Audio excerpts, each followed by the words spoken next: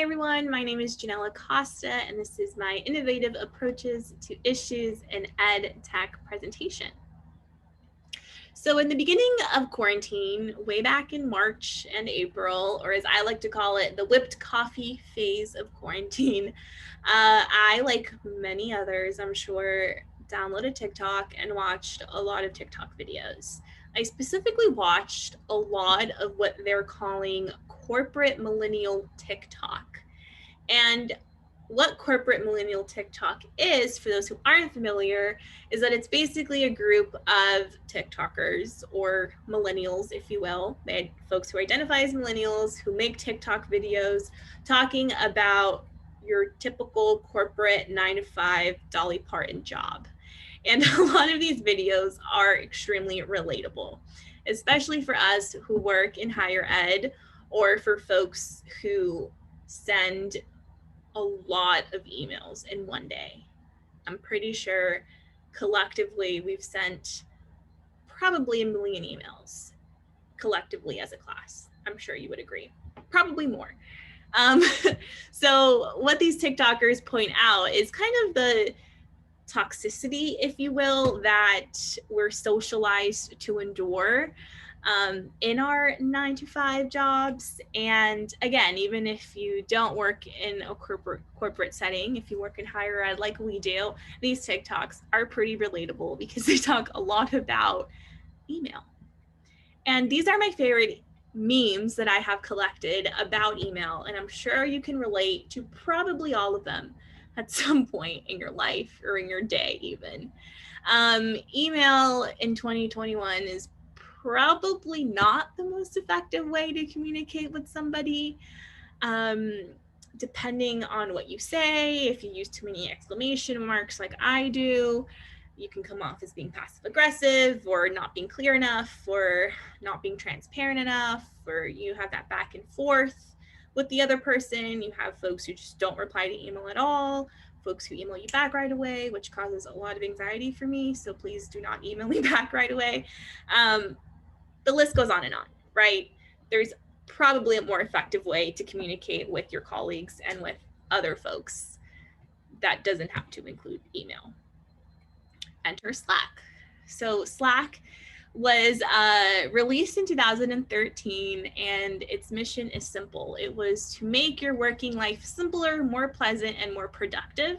It aims to replace email, and it is basically a platform for offices and teams of all sizes to collaborate and communicate.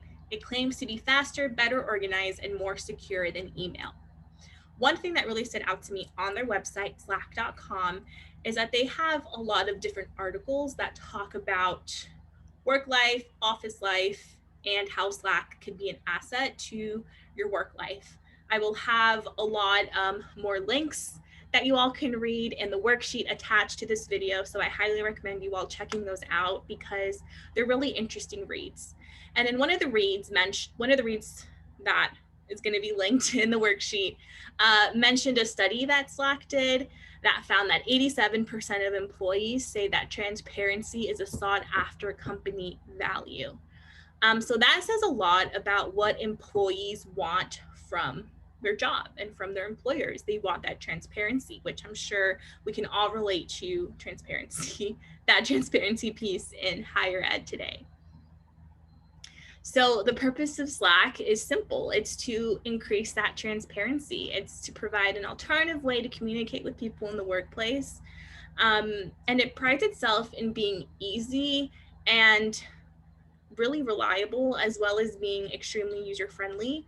I know I have a lot of trouble with other platforms like Teams, even Outlook, to try to communicate with someone or try to store files. Slack is pretty easy. And a lot of non-tech savvy users enjoy Slack and can use Slack quite easy without an issue. Slack does offer 3 different paid plans. This is not an ad. It sounds like a sponsored video, but it's not. But Slack does offer 3 different paid plans as well as a free plan. So you can use Slack for free in your office, or your office can opt in to pay for it, but it's pretty much offering the same thing. Slack offers instant messaging, of course, private messaging, and it also has what they call channels or group messaging, where you can create a channel specifically for whatever you want to create a channel for. And it actually allows for anyone to make a channel, not just an administrator or not just a host. Like I know other platforms may require only an administrator.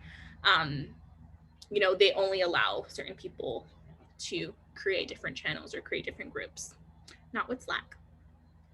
This is kind of what Slack looks like. Pretty simple, as you can see. Everything you need is on the left-hand side, all of your channels, your direct messages. This is kind of the main general channel that folks can write in.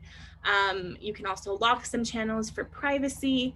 And what I like probably most about Slack is you can go back and forth from being formal and quote unquote professional to just being casual. Like there can be a channel for, for lunch. You can just type in there, I guess pre-COVID, what's everyone getting for lunch? Type in your lunch order. And it just makes it really easy to communicate with your colleagues.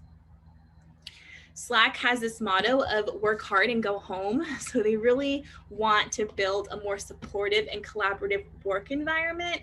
And they kind of want to destigmatize, I guess, the corporate 9-to-5 job that those TikTokers talk about, right? It could be pretty toxic. It could be, really difficult to have this work-life balance. Does a work-life balance even exist? That's a question for another day.